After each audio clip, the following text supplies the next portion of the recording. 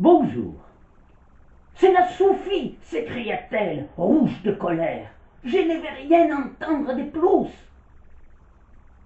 Michel de Nostredame, dit Nostradamus, le célèbre mage provençal, avait rendu la reine de France, Catherine de Médicis, folle de rage, quand il lui fit en mars 1560 une terrible prédiction concernant la durée des règnes de ses trois fils et la fin de la dynastie des Valois. Il ne s'était pourtant pas trompé. En effet, le premier fils de Catherine, François II, ne régna qu'1 an et mourut de maladie. Le second, Charles IX, régna 14 ans et mourut de tuberculose. Quant à Alexandre-Édouard Henri, roi sous le nom de Henri III, il régna 15 ans et mourut assassiné par le moine fanatique Jacques Clément.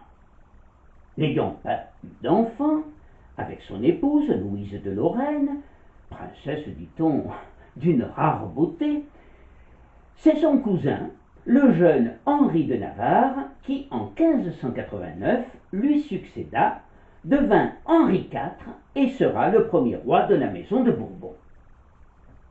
Tout était bien entièrement conforme à sa prédiction qui fit de son vivant son extraordinaire notoriété. Henri III fut donc le dernier des Valois et fut certainement l'un de nos plus grands rois, bien que le plus caricaturé.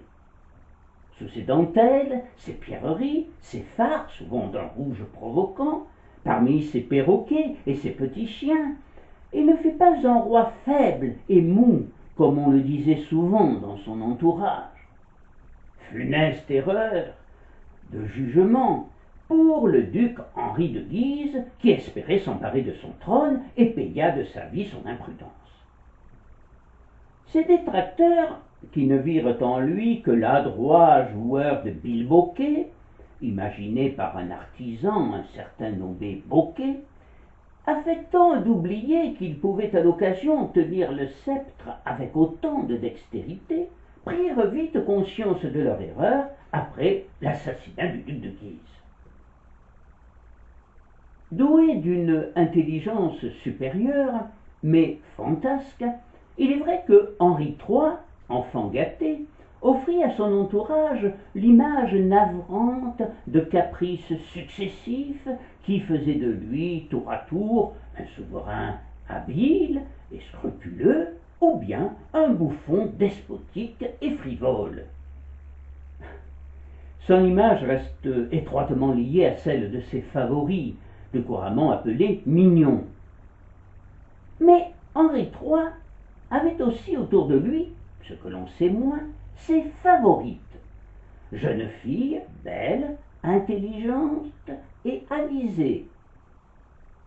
L'une d'elles, Renée des Rieux, dite la belle Châteauneuf, descendante de la maison de Rieux, une des plus grandes familles de la noblesse de Bretagne, sera même sa maîtresse, alors qu'il n'était encore que duc d'Anjou.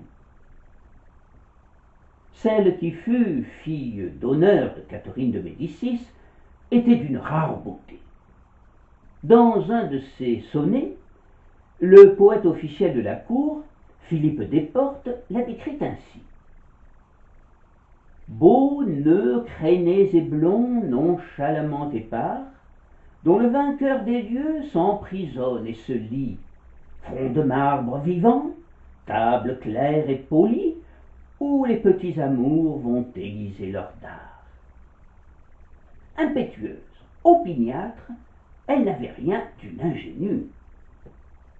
À la prière de M. de Danville, elle initia au plaisir de Vénus le jeune Turenne, âgé de 13 ans, qui lui rendra plus tard ce bel hommage.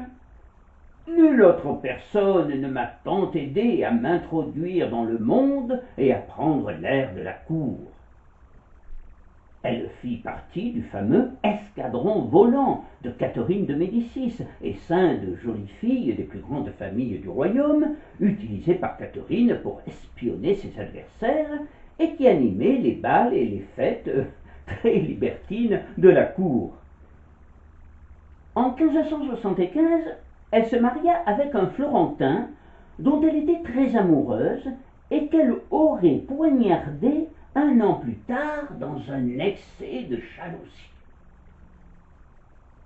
Le moins que l'on puisse dire, sans doute, est que c'était une forte personnalité et qu'elle avait un caractère bien trempé. Puis, elle épousa, en seconde noces, un Marseillais, Philippe d'Altovitis, qui n'était qu'un simple capitaine des galères dans la cité phocéenne et donc d'un rang bien inférieur à celui de la belle Châteauneuf.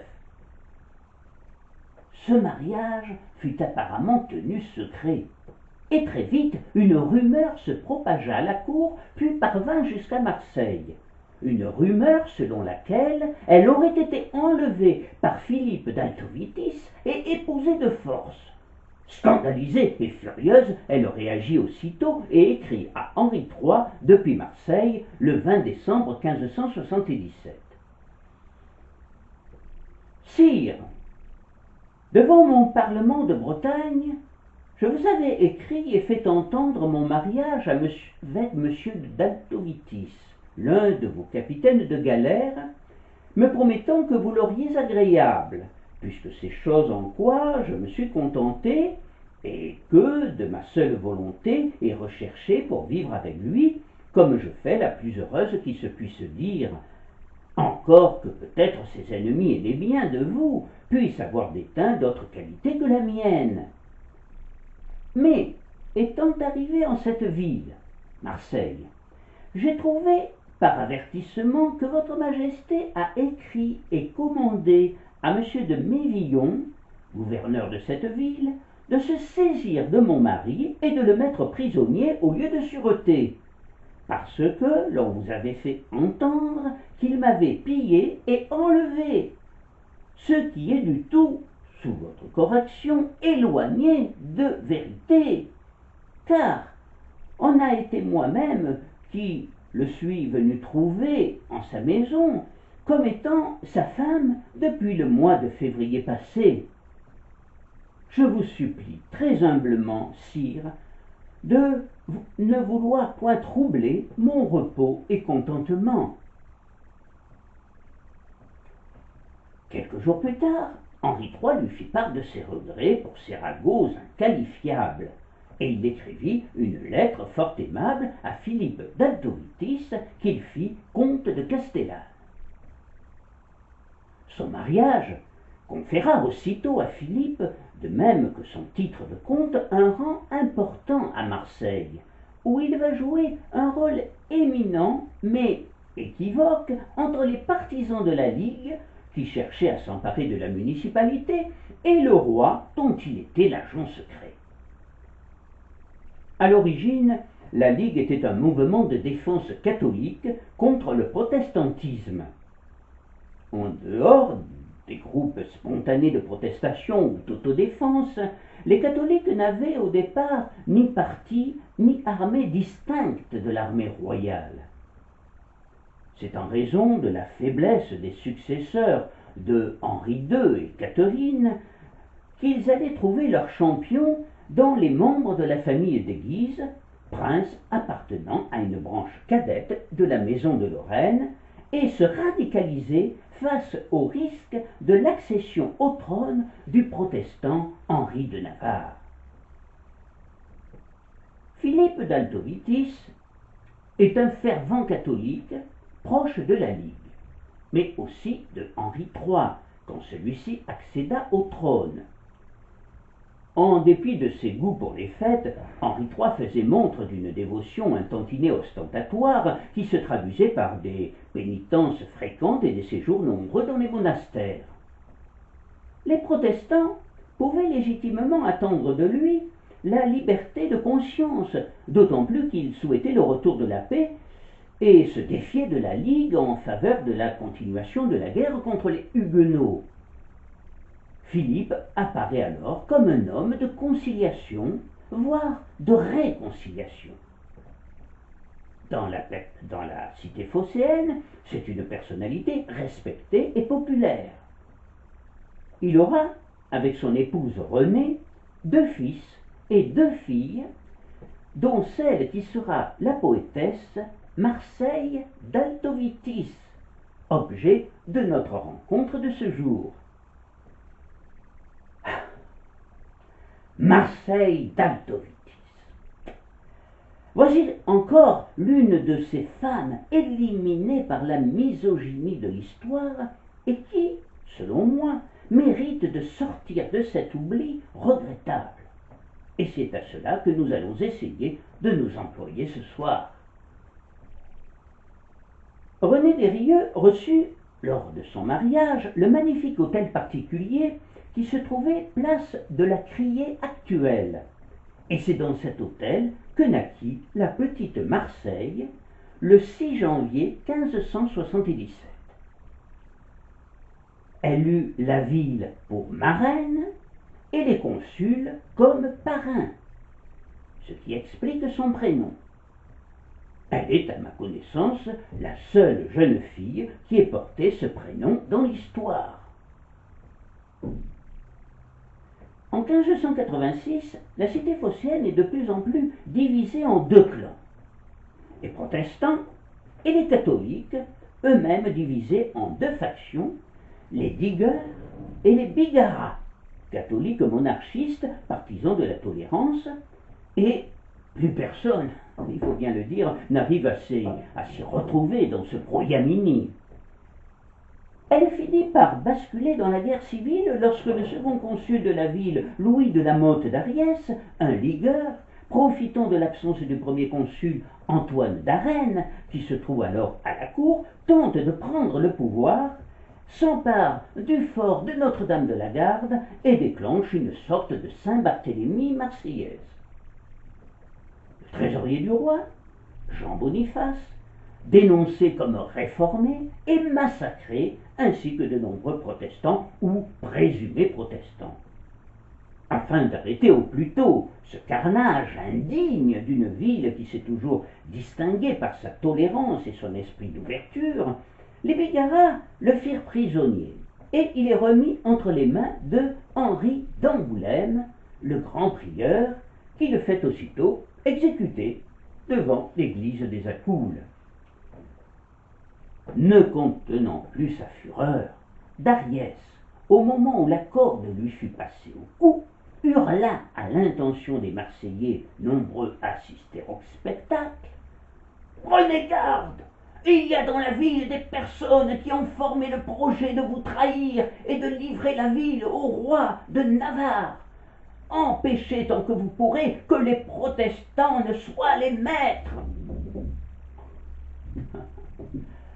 Cet avertissement, lancé quelques secondes avant que le nœud ne se resserre, laissa les Marseillais dubitatifs et sema le doute. Même les catholiques les plus bienveillants commencèrent à se poser des questions. Et Henri d'Angoulême, le grand prieur, pour lequel la plupart des Marseillais n'avaient guère de sympathie, fut acclamé lorsqu'il se rendit 2 jours plus tard à la messe célébrée par l'évêque de Marseille, Monseigneur Frédéric Ragueneau, à l'église des Accoules. Réconforté par cet accueil inattendu, il voulut alors dans la foulée reprendre les privilèges des Marseillais. Mais voilà qui n'était pas du goût de Philippe d'Altovitis. En effet, celui-ci est d'abord Marseillais, et comme l'ensemble de la population, refuse que l'on touche au statut particulier de la ville. Marseille et la Provence étaient devenues françaises en 1480, mais en contrepartie, Louis XI avait conservé les réformes entreprises par le roi René, et notamment leur autonomie.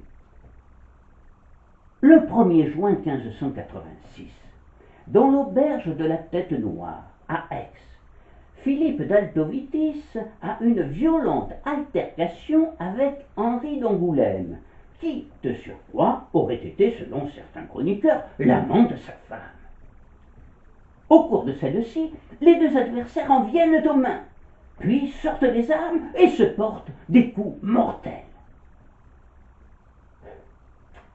La petite Marseille est alors âgée de 9 ans. Bien évidemment, la mort de son père la bouleverse. La situation est alors de plus en plus confuse. La cité phocéenne est en ébullition. Une femme, chrétienne d'aguerre, comtesse de Sceaux, soulève le peuple et soutient un homme, magnifique orateur, doué pour manier les foules, Charles Cazot, qui rêve d'établir une république à Marseille. Alors, René Desrieux, pris entre deux feux, décide de quitter Marseille avec sa fille pour la France. Il faut savoir que lorsque l'on quittait Marseille pour aller même à une cinquantaine de kilomètres, on se rendait en France. Lors des procès, les accusés présentés à la justice étaient séparés en Marseillais et en Français de nation. Après 3 jours de voyage, car les déplacements étaient longs et périlleux à cette époque, René et sa fille Marseille arrivent enfin dans la capitale et se rendent aussitôt au Louvre. Henri III est ravi de revoir son ancienne maîtresse, mais il est très vite séduit par la petite Marseille, qui est aussi belle que sa mère et qui, de surcroît, adore comme lui les animaux. Elle recevra la meilleure éducation, et à 12 ans, cet enfant, à la vive intelligence et à l'éloquence naturelle, unanimement loué par la suite, parlait déjà le latin, l'italien, le français et le provençal. Elle était férue de poésie et de musique. Elle va donc vivre au Louvre, à la cour de Henri III, mais Marseille lui manque. Et sans demander la permission à quiconque, un jour de 1591, au petit matin, elle emporta quelques vêtements et ses livres et retourna dans sa ville natale, rapidement rejointe par sa mère. La belle Châteauneuf s'installera à Marseille, où elle vivra en toute discrétion, mais ses 18 000 écus de rente en firent l'une des plus riches habitantes de la ville. Par la suite, elle partagera son temps entre Marseille, Aix et Paris. On ignore la date précise et le lieu de son décès. Quant à sa fille, elle se transforma très vite en jeune fille, une jeune fille d'une grande maturité, mais aussi belle qu'intelligente, ce qui lui valut une grande notoriété en Provence. Elle avait de longs cheveux noirs, les yeux verts, un visage fin, une bouche menue et la taille fine. Elle se passionnait pour tous les arts, la peinture, la musique et la poésie. On admira ses poèmes. Selon ses contemporains, elle les chantait merveilleusement en s'accompagnant du luth. La situation politique restait trouble dans la ville et les opinions souvent tranchées. La jeune fille ne se mêlait pas de politique et encore moins de religion. Elle avait des amis dans tous les partis et toutes les classes de la société, ce qui contribua, avec sa proximité avec les gens les plus humbles, son immense générosité et sa gentillesse, à faire d'elle, pour le peuple de Marseille, sa demoiselle, d'une grande mansuétude pour les pauvres. Les plus fanatiques dans chacun des clans qui s'affrontaient s'efforçaient cependant de se ranger de leur côté et de la récupérer en quelque sorte, et grâce à la popularité dont elle bénéficiait auprès du peuple, d'engranger ainsi des adhésions décisives afin de faire triompher leurs idées. À l'écoute des discours habiles et convaincants de certains, elle semblait quelquefois prête à basculer. Le tempérament belliqueux et ombrageux de son père remontait alors à la surface. Dans ces moments d'exaltation, elle aurait avec joie revêtu l'armure et brandi l'épée. Elle se voyait, elle, la poétesse inspirée et parfois presque mystique, courir sus à l'ennemi, telle la Bradamante de l'Arioste, le grand poète italien, auteur du célèbre Roland Furieux, Orlando Furioso. Mais la raison finissait par l'emporter. Les armes, ce n'était pas son truc. Et puis, elle en était persuadée, chaque faction, chaque clan avait de bonnes idées, et la concertation, le dialogue autour d'une table valait toujours mieux que la violence et la force. La modération, la sagesse, l'écoute bienveillante de l'autre autour d'un socle commun, Marseille, son bonheur et sa gloire finiraient un jour par l'emporter. Mais pour l'instant, tout cela n'était guère d'actualité. Le 2 mars 1591, une émeute populaire porte au pouvoir municipal Charles de Cazaux, partisan de la Ligue, qui s'empare aussitôt de l'hôtel de ville et du balcon remercie chaleureusement les Marseillais qui l'acclamaient et leur promet de faire de Marseille une grande cité, moderne et respectée de tous. C'est un homme ambitieux et qui poursuivait un grand rêve pour sa ville, celui de l'indépendance, une indépendance complète. Ce rêve, partagé, comme on l'a vu précédemment, par de nombreux Marseillais, l'empêchait toutefois d'évaluer objectivement les circonstances politiques. À l'intérieur, il s'aligna très vite, par une fiscalité écrasante, le monde des affaires. Mais peu importe. Il était désormais le maître tout-puissant de Marseille, et c'était pour lui l'essentiel. Tout au long de ces 5 années de règne, il trouvera un appui constant auprès du viguier Louis d'Aix. Quelques jours après son arrivée au pouvoir, ses amis et alliés, la comtesse de Sceaux et le duc de Savoie, Charles Emmanuel, gendre de Philippe II d'Espagne, furent reçus en grande pompe par le nouvel homme fort de la ville, qui ne coûtait pas son plaisir. À l'issue d'une grande messe divinement chantée sous les voûtes grandioses de l'abbaye Saint-Victor, un banquet fastueux fut servi. Cazaux entendait recevoir comme un grand seigneur. La gastronomie avait encore à Marseille les couleurs du Moyen-Âge. Chapon au brouet de cannelle, lièvre au vinaigre, perdrix, chevreuil rôtis à la moutarde. Les sauces épaisses au pain avaient l'arrière-goût acide du miel. Des vapeurs de gingembre et de muscade s'échappaient des viandes, gibiers et venaisons.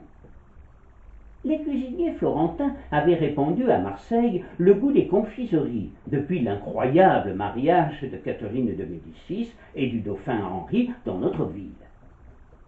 En pyramide, en compotier, en drageoir, s'accumulaient les fruits au sucre, les confitures, les pâtes de coin, les amandes poêlées, les nougats aux pignons, les tourons d'Espagne, les massepains. Les vins étaient nombreux et succulents, vins d'Aix et de Vertu, vins clairs d'Arbois, vins corsés de Grèce, malvoisie de Chypre, marasquin d'Almate, liqueurs fruitées, musquées, anisées, à la rose ou au romarin. Charles lève à présent une coupe de Murano sur laquelle courent des guirlandes en verre coloré et des cristaux gravés de chiffres et de festons, et porte un premier toast à Marseille, puis à la République catholique et populaire de Marseille.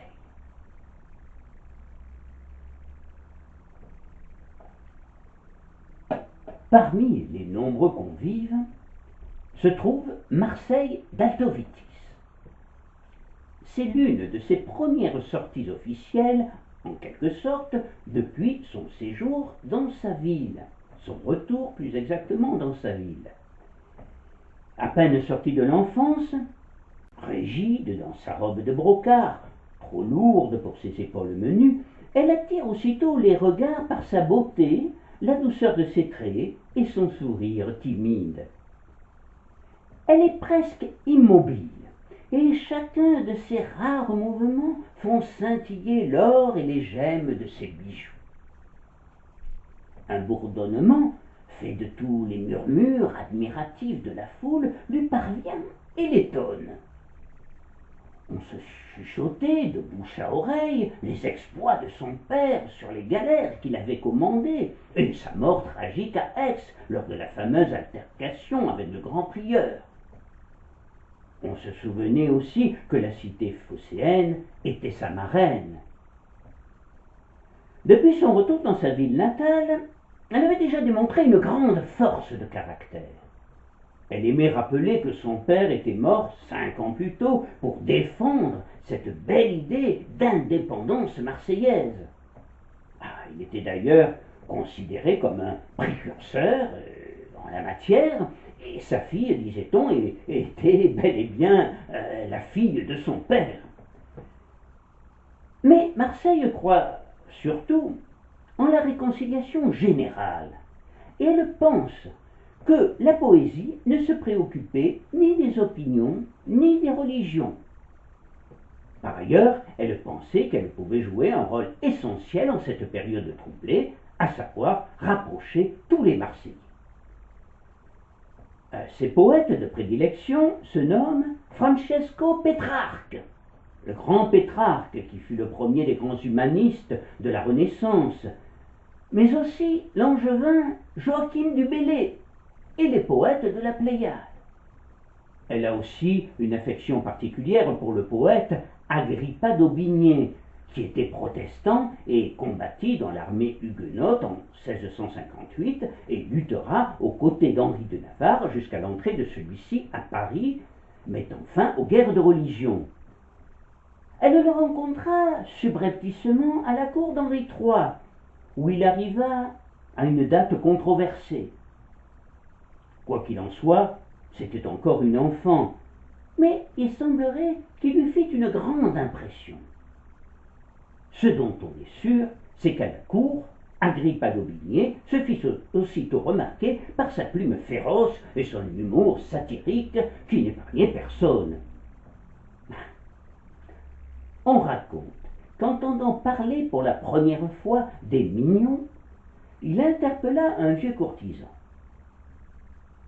Raconte leur grandeur, comme la France entière, escabeaux de leurs pieds, leur été tributaire.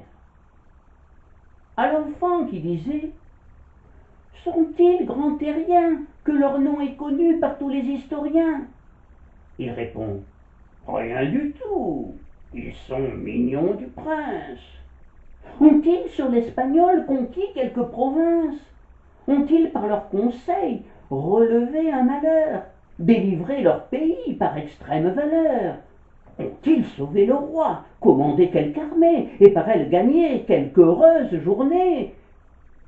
À tous fut répondu « Mon jeune homme, je crois que vous êtes bien neuf, ce sont mignons du roi. » Je viens de vous lire un extrait du long poème « Les Tragiques », dans lequel Agrippa d'Aubigné fustige les catholiques et glorifie les protestants persécutés. On l'aura compris, d'Aubigné transporte librement ses souvenirs personnels et n'était pas aussi naïf en arrivant à la cour qu'il le veut bien le faire croire dans les Tragiques. Marcel d'Altovitis, durant toute sa vie, étudia dans les livres ses chers compagnons, mais écrivit aussi des poèmes exaltant la nature qui lui permettaient de se ressourcer, comme l'on dirait aujourd'hui. J'aime me promener à l'ombrage des grands hêtres quand le soleil rugit et brûle l'herbe verte. Mais Marseille appartient pleinement à son temps, et ses poèmes n'évoquent pas seulement les fleurs et les petits oiseaux. Elle est en symbiose avec les malheurs de son temps et se fait l'écho des misères humaines.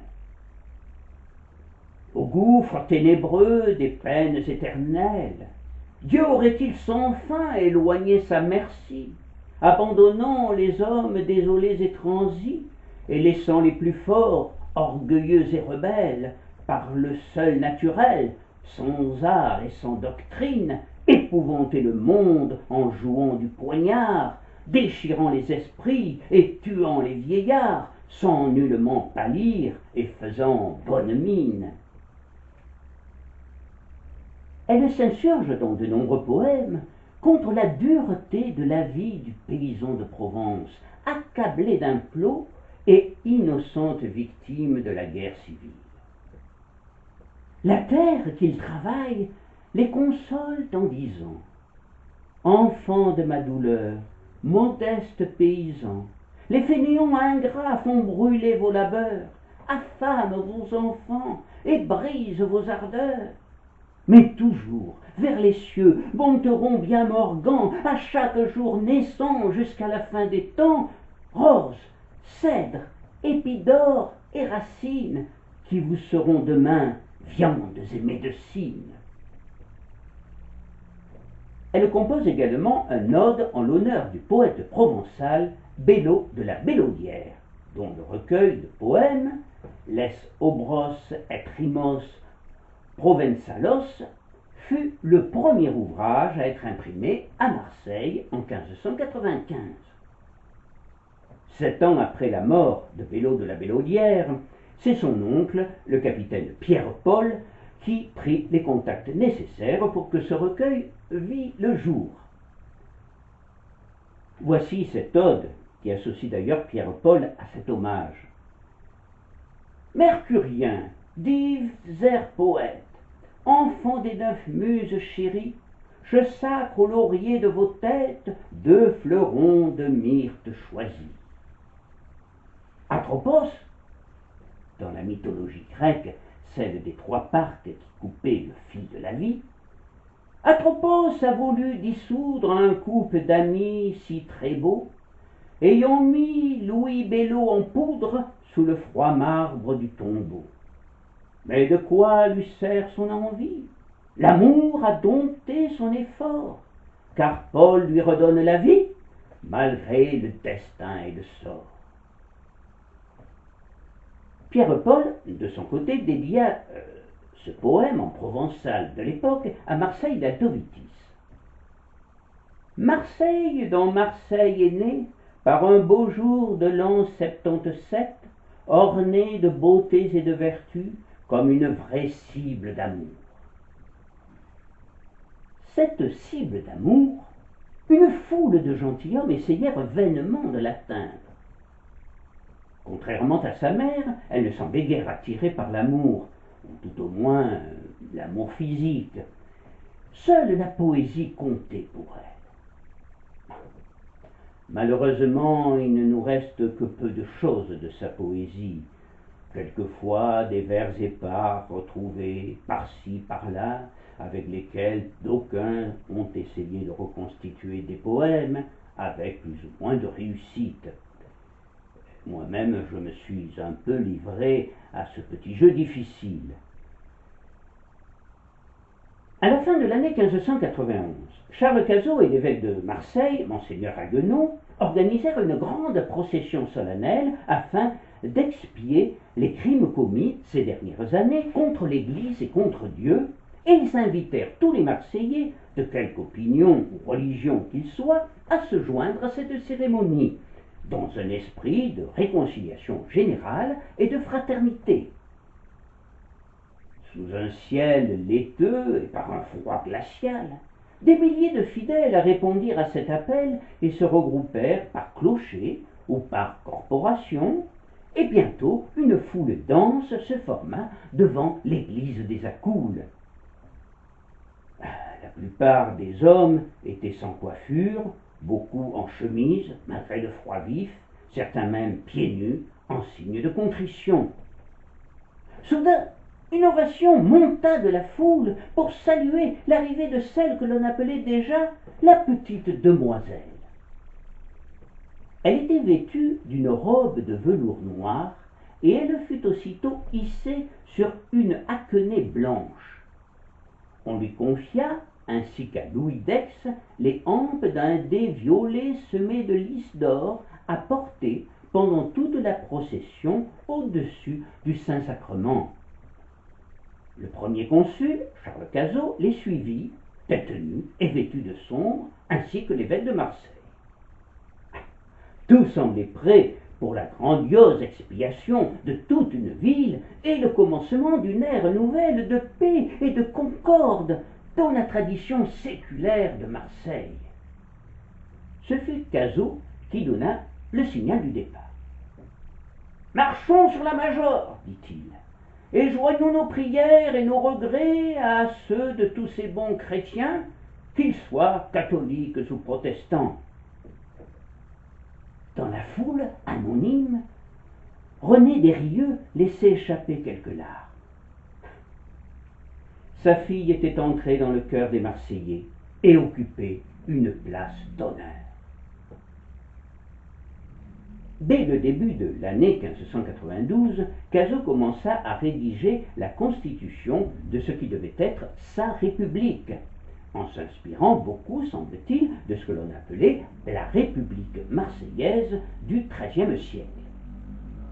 Le pouvoir appartiendrait au Parlement ou Assemblée du peuple, chargé de conclure les traités d'alliance et de commerce.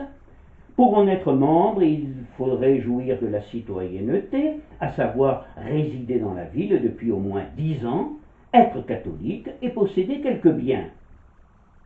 Dans la République de Cazot, contrairement aux cités italiennes, l'oligarchie n'est pas aristocratique, mais marchande. Liberté et égalité règnent entre nobles et roturiers. Il faut savoir que la noblesse à Marseille pratique le commerce. Le principal critère est donc l'argent.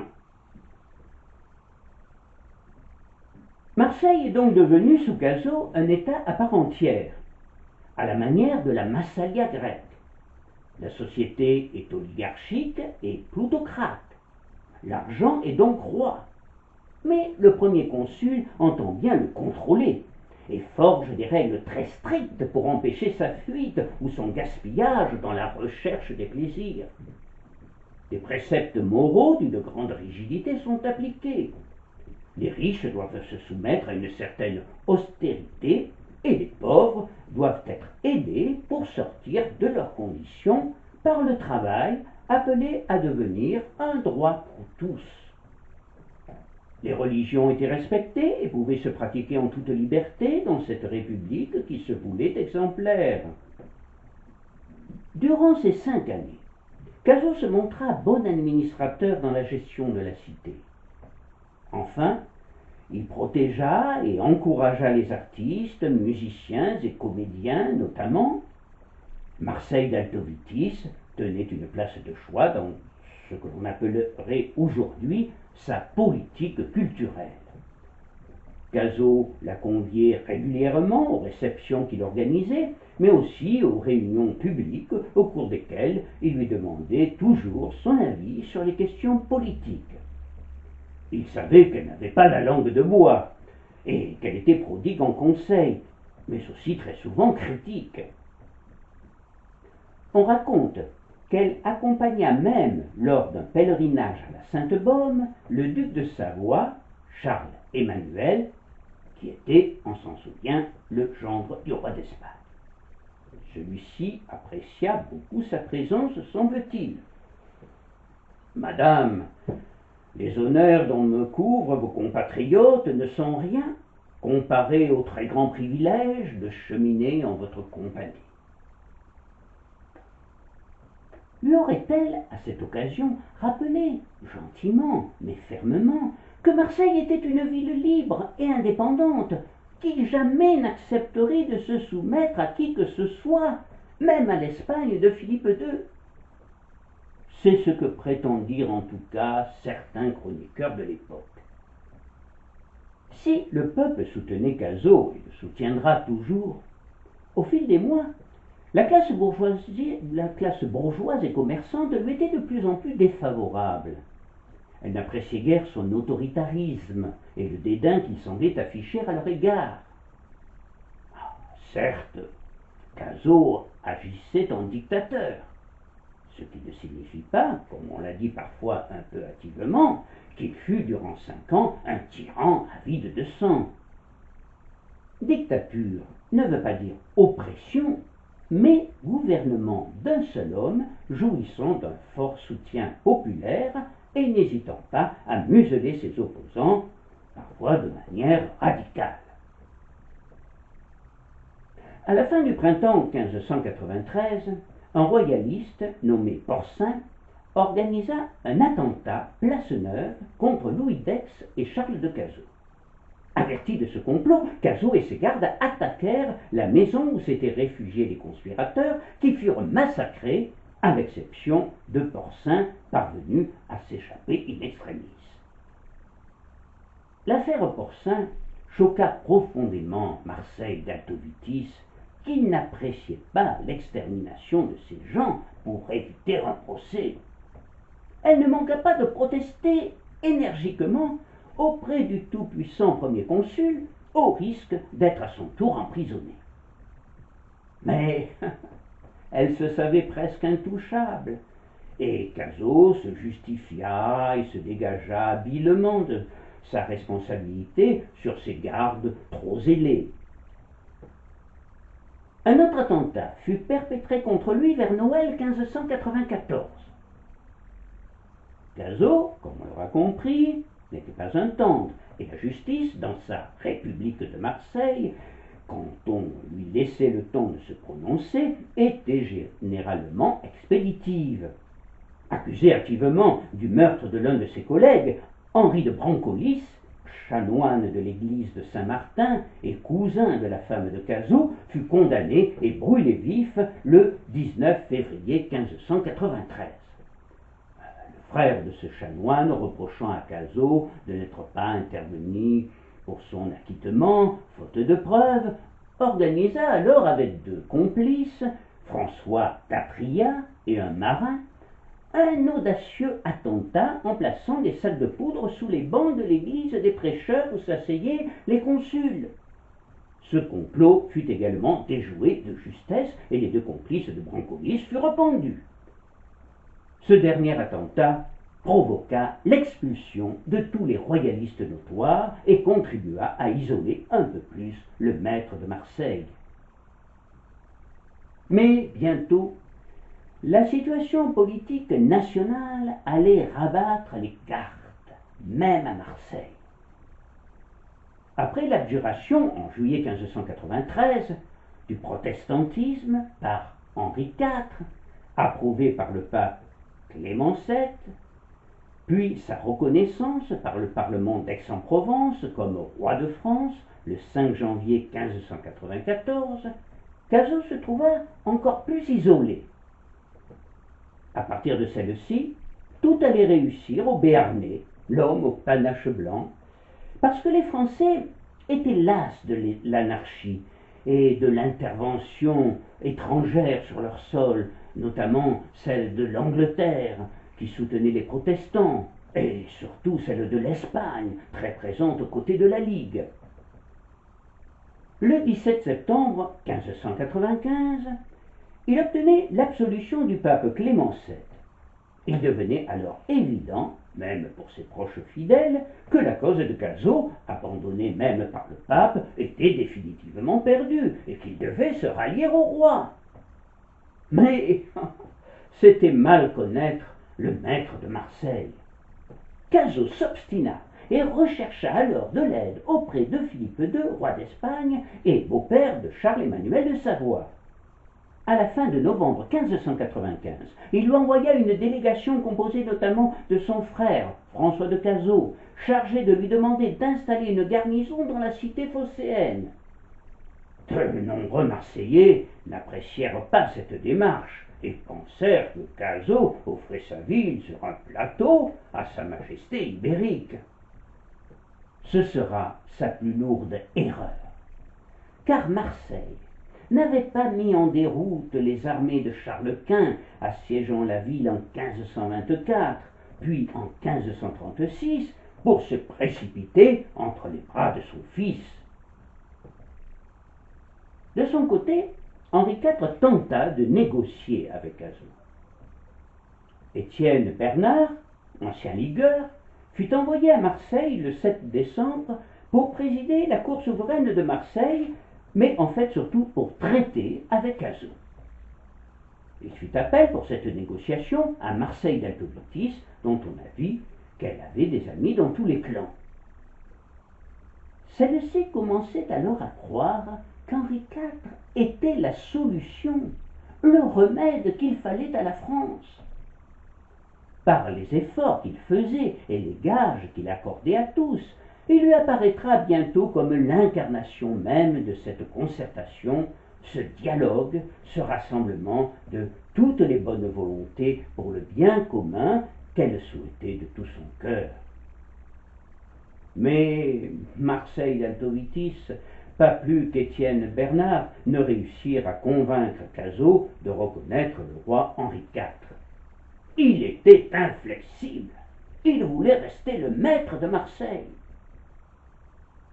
Charles de Lorraine, duc de Guise et fils du Balafré, qui avait été nommé gouverneur de Provence et amiral des mers du Levant en 1594 par Henri IV, fit alors approcher ses troupes de Marseille. Le temps pressait en effet pour le nouveau gouverneur, car répondant aux sollicitations de Cazaux, Philippe II était intervenu auprès de Charles de Doria, qui commandait en Méditerranée les galères espagnoles, et avait envoyé à Marseille le 28 décembre 4 navires et 400 soldats. Début janvier 1596, arrivèrent 8 autres galères et 1 millier de soldats. Le duc de Guise tenta alors un premier assaut, qui fut repoussé. Dans le même temps, Geoffroy Dupré, notaire marseillais, révoqué par Cazaux pour ses opinions royalistes, et Nicolas de Beausset, avocat évadé de la prison où il avait été enfermé pour avoir encensé publiquement le roi, organisèrent un nouveau complot qui réussira.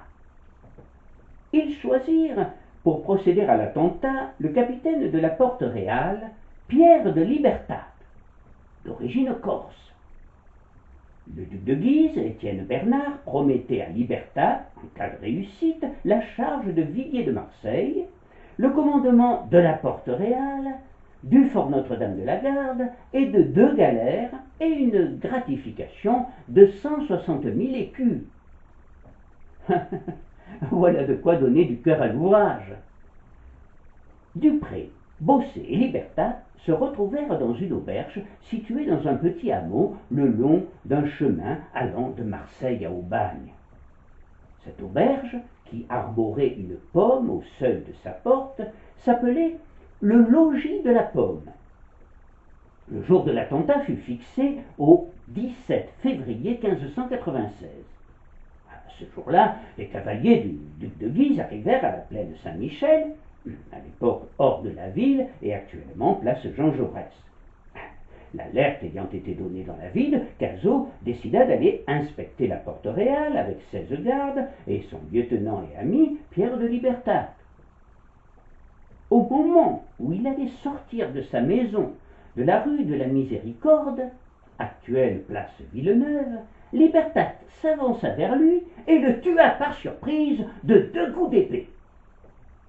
L'affaire fut rondement menée, et Cazaux n'eut même pas le temps de prononcer une quelconque parole historique avant d'expirer. Son corps ensanglanté sera traîné à travers les rues de la ville sous les yeux horrifiés des Marseillais. Sitôt l'attentat perpétré avec succès, la ville fut rapidement prise par le duc Charles de Guise. Celui-ci était, dit-on, petit, laid, la face camuse et mal tournée. Et pourtant, dès qu'elle le vit, Marseille, notre petite poétesse, qui était encore jeune fille et ne connaissait l'amour qu'à travers les vers des poètes, en tomba éperdument amoureux. Mais ne dit-on pas que l'amour est aveugle? C'était, dit-on, au cours des fêtes du carnaval 1597 données au jardin du roi et qui furent fastueuses. Un étudiant balois, Thomas Plater, rendant compte de celle-ci, décrit Marseille, toute vêtue de drap d'or et chantant ses poèmes sur des airs à sa façon, accompagnés de son luth. À ses côtés, parmi les figuiers et les roses, se pavanait une autruche qui amusait beaucoup les invités en avalant prestement toutes les clés qu'on lui présentait. C'est d'abord elle qui attira le duc. Puis, son regard se tourna sur la jeune fille, rouge d'émotion, et qui ne dissimulait nullement sa flamme. Soudainement, oubliant toute retenue, elle se précipita dans ses bras. Assurément, le duc sembla très sensible à cet amour. La première nuit fut, semble-t-il, la plus flamboyante. Étendu sur le dos, les bras en croix, il se laissa couvrir de baisers par Marseille transfigurée, dont la longue chevelure, en partie défaite, magnifiait le teint d'ivoire et de rose. Les amants s'enlacèrent comme s'ils flottaient au-dessus du sol, leurs bras et jambes imbriqués comme les membres d'un même corps, donnant le sentiment d'une étreinte juste effleurée. Ils respiraient l'harmonie. La chronique ne dit pas si l'autruche assista à la scène. Une tendresse joyeuse, on pourrait presque dire aussi religieuse, semblait les animer. La pure jeune fille sentait son cœur battre la chamade. C'était bien plus merveilleux que tout ce que son imagination lui avait fait entrevoir.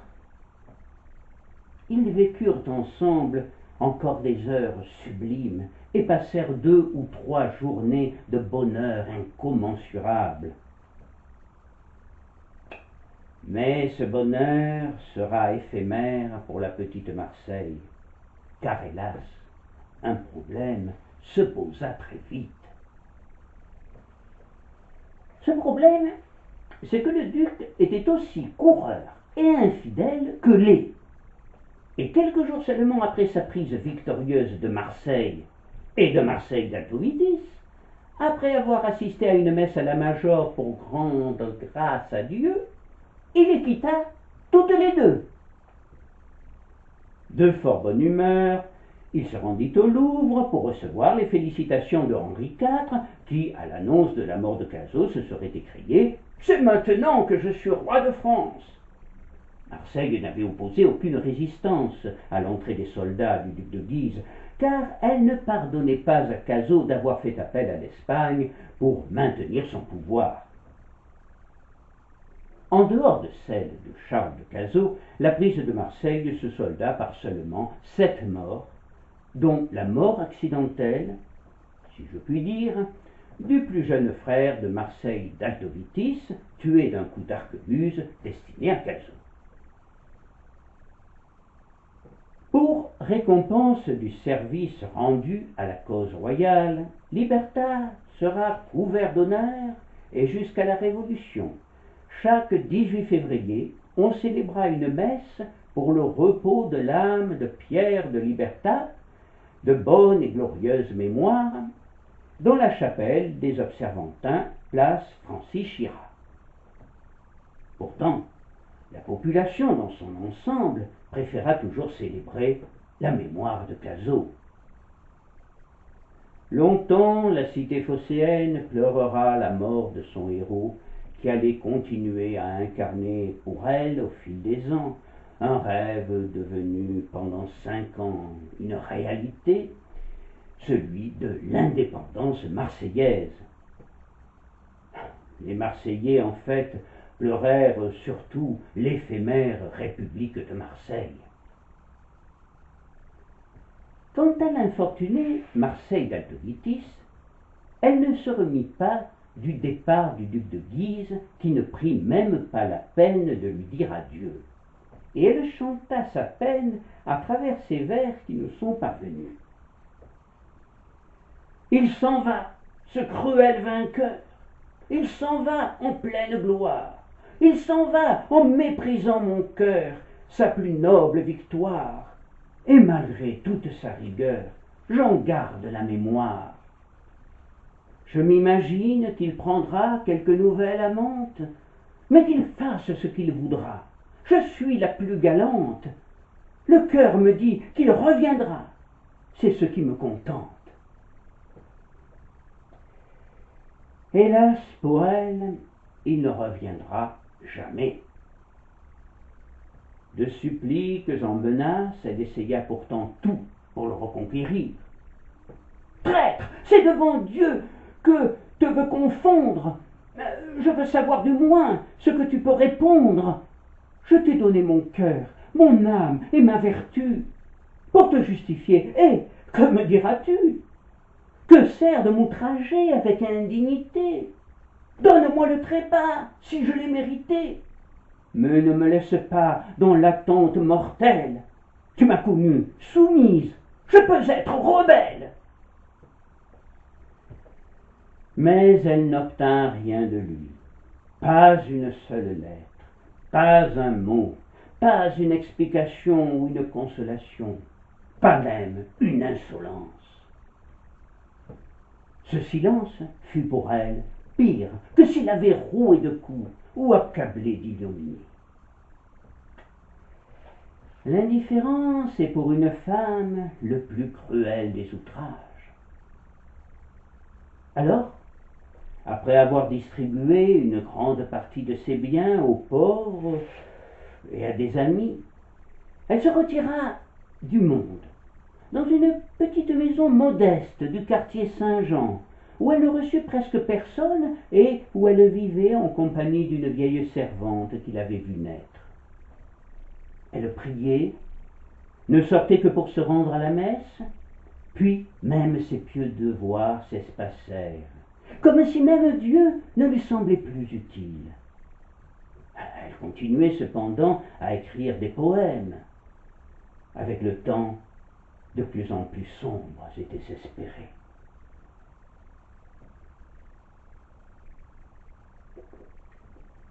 Un chevalier de Lorrain, un certain Homécourt, ou Descours, on ne sait pas trop bien, arriva un beau jour à Marseille où il comptait s'embarquer pour l'Italie. Par hasard, il passa devant sa porte et aperçut l'ombre d'un instant.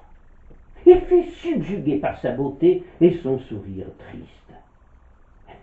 On ne sait comment il parvint à l'aborder, mais il noua avec elle une amitié affectueuse et multiplia ses visites. La jeune femme lui paraissait mystérieuse, comme si elle cachait un lourd secret.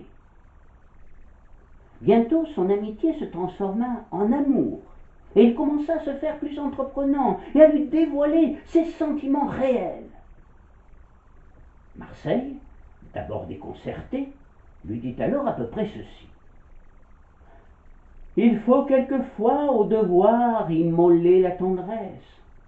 Il y a un mois à peine, votre vive amitié me parlait pas ainsi. Je vois qu'il faut que je sois franche avec vous. Il n'est plus temps de feindre. Mon cœur, hélas, n'est plus à prendre. Il n'est plus que lambeau. Et elle lui raconta l'histoire de son grand amour brisé et de sa souffrance qui jamais ne se dissipera. Sa vie s'était achevée un beau jour du mois de mai 1596, après une messe fastueuse à la Major. Il tenta alors de la raisonner et fit un pas vers elle, mais l'expression bouleversée de sa figure l'arrêta. Elle se mit à trembler de tous ses membres, puis recula en joignant les mains. « Au nom du ciel, de grâce, allez-vous-en, je vous en prie, si vous m'aimez vraiment. » Il n'insista plus et se retira consterné. Les années passèrent. Marseille d'Altovitis est de plus en plus sombre et traîne sa peine indicible comme un boulet. Et cette femme, jadis énergique et tenace, commence à se défier de tout le monde, ne s'intéresse plus à rien et ressent une angoisse confuse. Entre les loups cruels j'erre parmi la plaine, je sens venir l'hiver, de qui la froide haleine d'une tremblante horreur fait hérisser ma peau. Ces vers de Du Bellay correspondent bien à son état d'esprit, sachant par ailleurs que les armes des Altovitis étaient de sable, au loup blanc ou d'argent. Le loup venant d'une légende familiale selon laquelle un membre de la famille avait pu échapper à ses ennemis en suivant comme guide un loup blanc à travers les bois de Lombardie. Peu à peu, Marseille d'Altovitis changea aussi physiquement. Ses beaux yeux verts se marbraient de noir, son teint jaunissait, ses cheveux passèrent du noir de jais au gris de cendre. Sa minceur se transforma en maigreur. Une langueur abattait son corps. Minée par le chagrin qui non seulement ne s'atténuait pas avec le temps, mais au contraire s'amplifiait, elle devenait l'ombre spectrale d'elle-même. Un matin, sa vieille servante, qui s'inquiétait de ne pas l'avoir vue sortir de sa chambre, la découvrit allongée sur son lit. Ses yeux étaient fermés, mais elle ne dormait pas. Ses traits n'étaient pas sensiblement altérés. Elle semblait comme apaisée et sereine. Sa main droite, appuyée sur son cœur, était fortement fermée et raidie. À l'intérieur, un petit médaillon que l'on dégagea avec peine. Il contenait le portrait de Charles de Guise, qui s'était juré de porter toujours sur elle tant qu'elle vivrait. Les médecins ne comprirent pas la cause de sa mort et ne purent que constater qu'elle était décédée de mort naturelle. En fait, elle était morte d'amour, morte d'amour à l'aube du grand siècle. Elle avait 29 ans. Nous étions le 1er mars 1606. Elle fut inhumée à Saint-Victor, ou à l'église des Grands Carmes, siège des pénitents noirs depuis 1521 selon d'autres sources. Ce qui est sûr, c'est que les funérailles que fit la ville à sa filleule furent grandioses et empreintes d'émotion.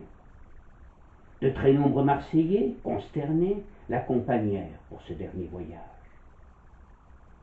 Quelques années plus tard, on ouvrit son tombeau et on trouva son corps en parfait état de conservation. Sceptique à l'annonce de ce prodige, son frère Philippe, qui était alors gouverneur de Belle-Île, accourut pour constater le phénomène. Enchanté, il célébra sur les plages une fête populaire en son honneur. Quant à sa marraine, la cité phocéenne, elle allait lui vouer, pendant plusieurs décennies, un véritable culte comme à une sainte.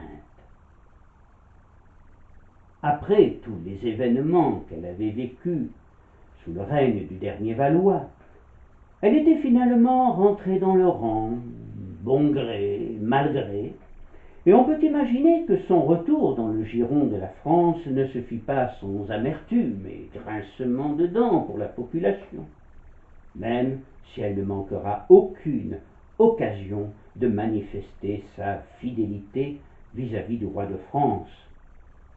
Nous venons au monde avec la fleur de lys dans le cœur. Il est à noter que Henri IV, dès son accession au trône et jusqu'à son tragique assassinat en 1610, fit montre de bienveillance avec elle. Le vert galant, instigateur de la poule au pot pour tous, reste encore de nos jours, avec François Ier, le roi de France le plus populaire à Marseille. Et cela me semble justifiée. En revanche, on peut déplorer que la petite demoiselle, devenue au fil des années un véritable personnage de légende à Marseille, soit aujourd'hui bien oubliée. Je vous remercie.